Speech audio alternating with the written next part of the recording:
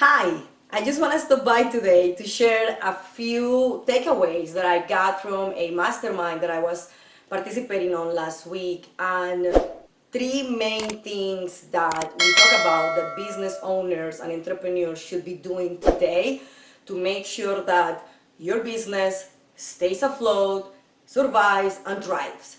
So I have the privilege to be in the top 100 agents of the nation for Keller Williams Realty, and we have an opportunity to brainstorm a mastermind with Gary Keller, the founder of Keller Williams, which this company has about 180,000 agents in the world, and about 150,000 of those are in United States and Canada. And the way Keller Williams has trained us and teaches us is that we actually own our own business. We're not just salespeople. We have our own business. All the conversations are about entrepreneurship and business. So if you're not in real estate, that's okay, because this is not about real estate. I just happen to be in the real estate world, but I have about 4 businesses in regards to this industry. So I want to share what I got as a business owner in this conversation. So we had the privilege to have Keith Cunningham. He is a financial advisor, very well known. He works next to Tony Robbins in his financial mastery classes and courses. He also has written several books. One of those called The Road Less Stupid, and I've read it twice, and I'm about to read it again after last meeting we had with him, because there is so much great information. So if you want an awesome business book, go get that one, The Road Less Stupid by Keith Cunningham. So Keith was talking to us about something that to me is, I would say, extremely important, because it's not just so much about telling us what to do, but really teaching us how to think differently. And I will tell you this, when you want different results, you need to take different actions. But those actions come from different thinking. If you think the same way you always think, you're going to take the same actions you always has taken, therefore you're going to have the result that you always gotten. Well, in order for you to get different results, you're going to have to start thinking differently. And he said in a normal time, I'm going to call it the normal time, or when the economy is booming or where things are going great, we business owners tend to think strategically about growth and opportunities. So that is great, that's fantastic. That's what I was doing. January 2020, this was the beginning of a new decade. I was gonna grow to 400 agents in one of my companies, and we were planning on how we were gonna take more market share. We were setting up all the strategies to December 2020, have 400 agents, have more space, have more sales, take more market share. That's what we were doing. However, when things change, and things change rapidly, like it just happened to all of us with this virus, we need to start shifting our thinking, and we need to start thinking tactically. So go from a strategy thinking to tactical thinking. Now, as you do this, you gotta make sure that you understand that your priorities have changed. And the main 2 priorities you should be focused on right now are surviving and stabilizing. So in order for any business to survive, you need cash. Now, cash is king today. And like Gary Keller has said many times, the very first penny that you save is the very first penny that you earn. So just think about this, and how are you making sure that you have enough cash in your business to make sure that it survives. Now, in order to stabilize your business, you need cash flow. So that is income coming in with less expenses, right? So you get some better cash flow. And that could be another topic of conversation at another time, on how do we create more cash or cash flow. But I just wanted to tell you, please know that cash and cash flow were gonna be the 2 priorities that you need to focus on right now to make sure that your business stays afloat and thrives right when things start not going back to normal, because nothing is normal. Normal to you is different than normal for me. But when things start picking up again, let's call it like that. Now, one of the things that I really like on our conversation was, what are the most common mistakes that business owners are doing right now? And I got 2 that really hit home with me. One is business as usual. Well, we human beings are behaviorally, we're attached to our habits. So even though it sounds like business as usual shouldn't be what we do, however, we are so accustomed of doing things the way we do things that it is absolutely normal that even though there is a lot of changes around, we may continue doing the same things just because it's out of habit. So check and see what things are you still doing the same way that are not working anymore, and what things are you doing differently that are really working for you, because right now it cannot be business as usual. It is business as no usual, and you gotta do things differently, and you have to be very flexible. One of the things that he shared with us is right now you need to operate your business like if it was an emergency room. So imagine what an emergency room looks like. Absolutely high intensity focus, absolutely focus on what they're doing and the one thing that is important. And that one thing that is important is constantly checking your vital signs. So you go to an emergency room, they're not checking your height and your weight. They're constantly checking your heartbeat, your blood pressure, your sugar levels. Those are vital signs. So what are the vital signs of your business? Absolutely high intensity on communication. How do you communicate?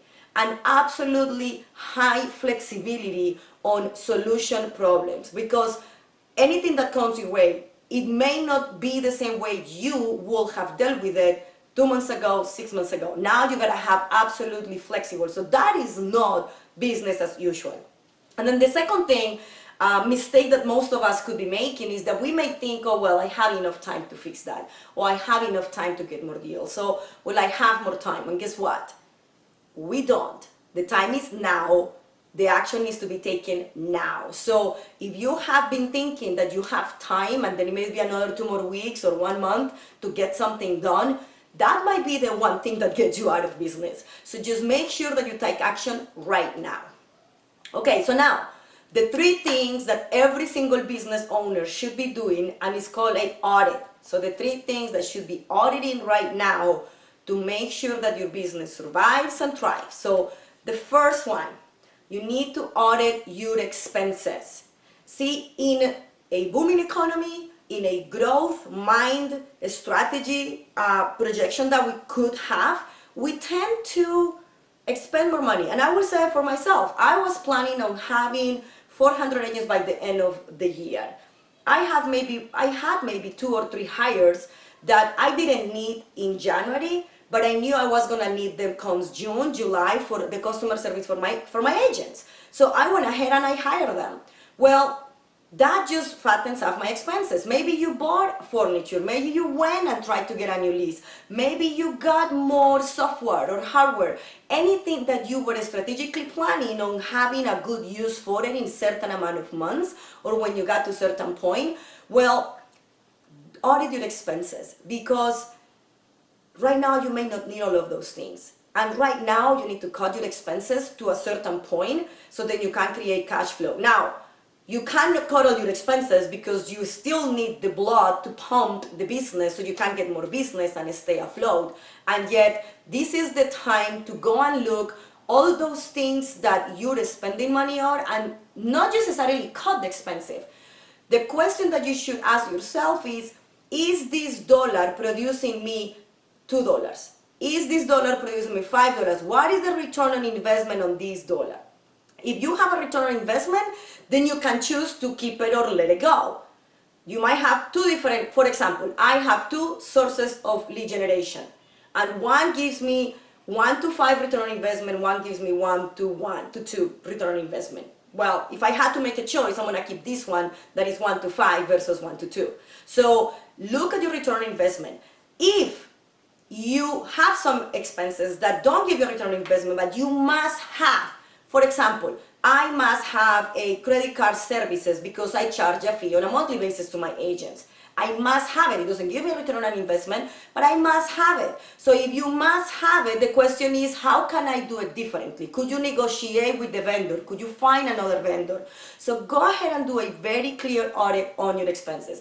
I just went through all my personal credit cards, and I realized that there were 3 different fees on a monthly basis that are up to $300. Not too much, but still $300 that I don't use. So guess what did I do? I actually called 2 of them already, and they're off my books. I canceled them, and I'm working on the 3rd one. So audit your expenses. The second thing is audit your processes. how are we doing what we do?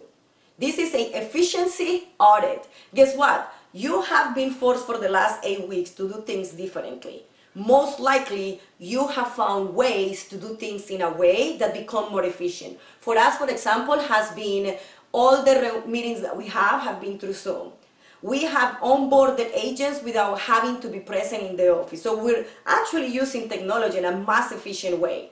So what processes are you currently doing that could be more efficient, or maybe some that you don't need anymore, that are obsolete just because now things are going to be doing differently, and that may actually save you some money too. Now, the third one, and this is gonna be the hard one, is capacity audit that has to do with your people. And don't get me wrong, and I'm gonna be blunt and straightforward. I'm not telling you you need to go and fire your employees. I love my people, and I also want to have a business that can thrive and survive, so then I can help more people in the future instead of closing my doors. So the capacity audit is, do you have the right people? Number one, do you have the right people doing the right things based on their behavior? Because if you have somebody doing something that behavior-wise is not their match, they're gonna be less effective and efficient. Could that person be doing something else where that person could be more efficient and create more for you? Because right now, guess what? I'm gonna expect more from you than ever before. Because it's hands on deck, everybody on it, we're gonna do it. So the capacity audit is looking at, are your people working at the max capacity? And if the answer is no, then questions is, do I have the right person? Is the person trained correctly? Is the person behavior-wise a match for the role? Or should I just absolutely not even have that role because I don't need it anymore? And that could happen. I had the goal of hiring one more person, and as I'm going through this moment, I'm looking at that role can be split into two of the most amazing people that I have. So I don't need to hire that third person, but the two people that I have still have capacity for more tasks. So I'm gonna divide that role into two people instead of hiring somebody else. So what will your business look like if every single one of your team players were A players? You know, it takes 3 A players at any given time on the court to win an NBA basketball championship. How many do you have on court? How many do you have on your team? How many do you have on the bench? So this is what capacity audit is about. So now, here is what I want to say. These audits is your opportunity to reinvent yourself and to reinvent your business. So I'm just gonna leave you with one question. What is the opportunity for you to reinvent yourself or to reinvent your business right now? Where can you find the opportunity for you to reinvent yourself or reinvent your business right now? Think about that. We will be fine. If you do these audits, if you take care of your cash and your cash flow, you will be fine. You will get out of this.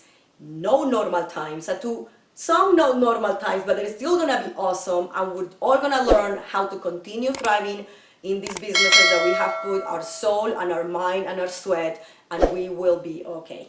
I hope this was helpful. Have a good one.